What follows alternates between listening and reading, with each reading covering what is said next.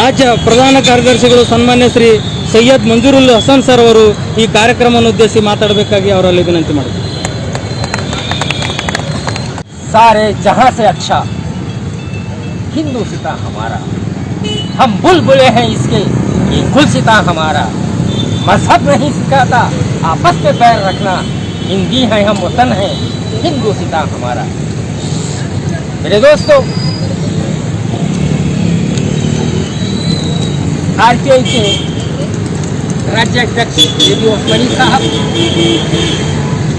Shri Dattatreya M Kamble जिला president पदाधिकारी और एम जिलेदार सिटी प्रेसिडेंट संजीव टी माले विभागीय अध्यक्षರು, ಶ್ರೀಮತಿ ಗುಂಡಮ್ಮ ದೊಡ್ಡಮನಿ ಜಿಲ್ಲಾಧ್ಯಕ್ಷರು ಮಹಿಳಾ ಹಾಗೂ ಪದಾಧಿಕಾರಿಗಳು, ಅಭಿಷೇಕ್ ಚಕ್ರವರ್ತಿ ಜಿಲ್ಲಾಧ್ಯಕ್ಷರು ಹಾಗೂ ಲೀಲಾವತಿ ಗಾಯಕ್ವಾಡ್ ಅವರೇ, ನಿಮ್ಮೆಲ್ಲರಿಗೆ ಹಾರ್ದಿಕ ಸ್ವಾಗತ ಮತ್ತು ನನ್ನ ಕಡೆಯಿಂದ ನಮಸ್ಕಾರ. तो मेरे दोस्तों, मैं अपनी तकरीर को स्टार्ट करने से पहले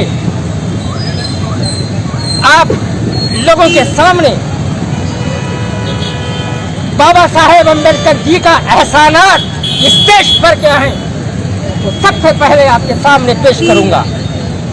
मेरे दोस्तों, बाबा साहेब अम्बेडकर इस दुनिया में आने से पहले जो लोगों की आत्माओं को, इस देश के 3% के लोग उनकी आत्माओं को कमजोर किया था. और ये आज ही का दिन बाबा साहेब अम्बेडकर ने अपने कॉन्स्टिट्यूशन को लिखते हुए जो उसको समर्पण किए हैं, जो पेश करे हैं कॉन्स्टिट्यूशन में, वो कॉन्स्टिट्यूशन इन लोगों की आत्माओं को जागृता किया है, इनकी आत्माओं को ताकत दिया है. ये ऐसा कॉन्स्टिट्यूशन है कि इसको सारी दुनिया में सबसे बड़ा कॉन्स्टिट्यूशन माना जाता है. लंदन जाओ, अमेरिका जाओ, यूरोप जाओ, रशिया जाओ, कहीं भी जाओ, जहाँ भी जाओ, लेकिन ऐसा कॉन्स्टिट्यूशन आपको नहीं मिलेगा. और इस कॉन्स्टिट्यूशन के बैकग्राउंड में ऐसा हुआ कि पंडित जवाहरलाल नेहरू साहब नहीं चाहते थे कि जो है ना ये कॉन्स्टिट्यूशन इस देश का जो है बाबा साहेब अम्बेडकर जी लिखे. उन्होंने एक तलाश कर रहे थे कि ऐसा एक इंटरनेशनल फिलोसोफर, इंटरनेशनल डॉक्टरेट का पदवी लेने वाला कोई अगर आदमी की तलाश में थे, तो उस वक्त महात्मा गांधी जी का असैसिनेशन होने से पहले महात्मा गांधी से मुलाकात होती है, हुई. तो महात्मा गांधी जी के सामने डॉक्टर जवाहरलाल नेहरू साहब ने पेश किया और कहा कि अब हमारा देश एक जो है बॉडी है, लेकिन इसके इंजन की तलाश है. हमको बगैर इंजन की गाड़ी जो है चलाना हो नहीं सकता. ये इंजन की तलाश, इसका मतलब ये है कि ऐसे कैंडिडेट को तलाश किया जाए जो हिंदुस्तान का कॉन्स्टिट्यूशन लिख सके. तो उन्होंने कहा बाकी जगहों पे ढूंढने की जरूरत क्या है जवाहरलाल जी, बाबा साहेब अम्बेडकर है ना, वो इंटरनेशनल फिलोसोफर है, डॉक्टरेट पदवी हासिल किया है और बड़े बड़े जो है यूनिवर्सिटीज से जो है उसने पदवी हासिल किया है.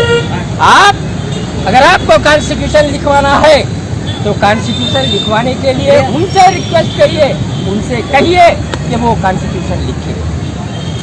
खैर, उसके बाद बहुत सारे दुश्वारियां आई, बहुत सारे परेशानियां आई. आने के बावजूद भी बाबा साहेब अम्बेडकर को वो कॉन्स्टिट्यूशन लिखने के लिए मदऊ किया गया और उनके साथ कई लोगों को भी जो है जमा किया गया. ये ड्राफ्टिंग कमेटी बनाई गई. ये ड्राफ्टिंग कमेटी का उनको सदर बनाया गया, द प्रेसिडेंट बनाया गया. उन्होंने इस कॉन्स्टिट्यूशन को 2 साल 18 महीने और 17 दिन में जो है इसको कंप्लीट किया. कैसा कंप्लीट किया? किसी ने भी साथ नहीं दिया था. जिसने भी ये कॉन्स्टिट्यूशन लिखने के लिए यहाँ पर जमा हुए थे, वो सब लोग चक्कर दे दिए, भाग गए, चले गए, ना लिख सके. तो इस दुनिया में इस कश्ती का सवार सिर्फ बाबा साहेब अम्बेडकर अकेले बचे हैं। उन्होंने अपनी बीमारी के बावजूद, अपनी कमजोरियों के बावजूद अनथक कोशिश करते हुए इस कॉन्स्टिट्यूशन को लिखा। ये कॉन्स्टिट्यूशन इतने समय में हैंड राइटिंग से आपने लिखा, हाथ से लिखा, ऐसा लिखा कि आज पूरी दुनिया परेशान है। इस कॉन्स्टिट्यूशन को आज भी जो कॉन्स्टिट्यूशन उन्होंने लिखा था, इस कॉन्स्टिट्यूशन को पार्लियामेंट की लाइब्रेरी में 3 रूम के अंदर हिफाजत से रखा गया है।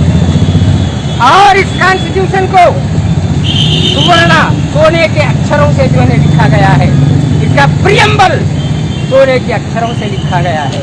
इतना खूबसूरत कॉन्स्टिट्यूशन चाहे दुनिया की कोई ताकत भी इसको चेंज नहीं कर सकती, दुनिया की कोई ताकत भी इसको लिख नहीं सकती। ये वो महात्मा थे कि इनके टक्कर में कोई बच्चा आज तक ऐसा अम्बेडकर जैसा पैदा नहीं हुआ और हो ही नहीं सकता। उसको दिया हुआ वो माइंड, उनको दी हुई वो इंटेलिजेंसी किसी के पास आज तक नहीं आई। जितने भी पैदा हुए वो चोर पैदा हुए, जितने भी पैदा हुए वो धोखेबाज पैदा हुए, जितने भी पैदा हुए वो देश को सत्यानाश करने वाले पैदा हुए, जितने भी पैदा हुए वो लोग करप्टिव पैदा हुए। अगर इस देश में इस कॉन्स्टिट्यूशन को पालन किया जाए तो नाइंसाफी किसी के साथ नहीं होगी, नाइंसाफी किसी के साथ नहीं होगी, महिलाओं के साथ अत्याचार कभी नहीं होगा और हर जगह आपको ईमानदारी मिलेगी। कभी भूख से कोई आदमी नहीं मरेगा। ये वो कॉन्स्टिट्यूशन है, न सिर्फ पर्टिकुलर कास्ट, तमाम लोगों के लिए कॉन्स्टिट्यूशन है। मैं अपने बचपन में, मैं बचपन से लेकर आज तक मैं अम्बेडकर जी का अभिमानी हूँ। You believe me or not, I am the lover of the Baba Saheb Ambedkar. Baba Saheb Ambedkar का मैं अभिमानी और उनका लवर हूँ और उन्हीं के पार्टी में अपनी जान भी दूंगा, उन्हीं के पार्टी के साथ भी मैं रहूँगा, उन्हीं के साथ जो है मैं रहूँगा। इस बात से कि एक ऐसा आदमी एक गरीबी में पलकर, जहाँ खाने के लिए खाना नहीं था, रहने के लिए घर नहीं था, पीने के लिए पानी नहीं था, स्कूल में कोई फैसिलिटीज नहीं थे, इसके बावजूद ऐसा कैंडिडेट कभी लंदन जाते हैं, कभी अमेरिका जाते हैं, कभी कोलंबो जाते हैं, कभी हैदराबाद यूनिवर्सिटीज को जाते हैं। इतने डिग्रियां हासिल करना एक गरीब बच्चा और बगैर फेल हुए थे, इतनी लॉन्ग डिग्रीज को हासिल करके ये जो जलने वाले लोग थे उनके मुंह पर तमाचा मार दिया, उनके मुंह पर तमाचा मार दिया। ऐसी शख्सियत, इसको उसके अगर हम अभिमानी नहीं हुए तो किसके होंगे बताइए। बचपन से उनके स्टोरीज पढ़ा, उनके जो है उनके बारे में मैंने मालूमात को जो है इकट्ठा किया, लेकिन इसके बावजूद ये लोग कॉन्स्टिट्यूशन को छोड़कर अपना काम कर रहे हैं। कॉन्स्टिट्यूशन के लोग कॉन्स्टिट्यूशन के लाश को जो है रेस्पेक्ट नहीं दे रहे हैं, खाली प्रियम्बल पढ़ के देते हैं।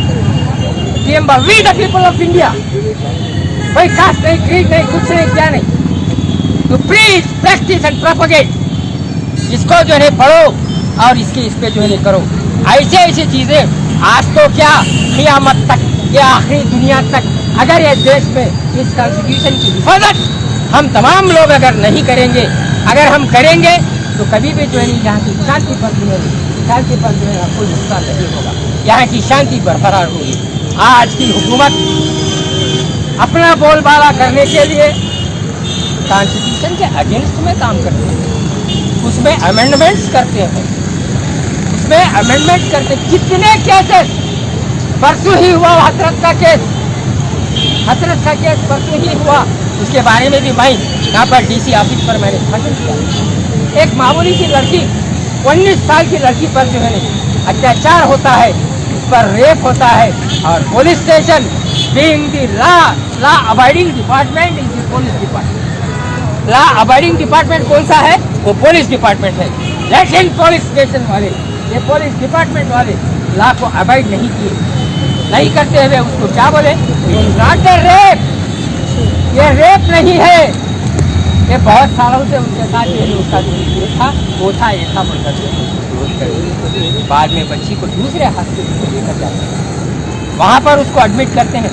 जब सीरियस हो जाती है तो उसको जो है ना तुम्हारे दिल्ली के हॉस्पिटल में जो है ना उसको एडमिट कर दिया।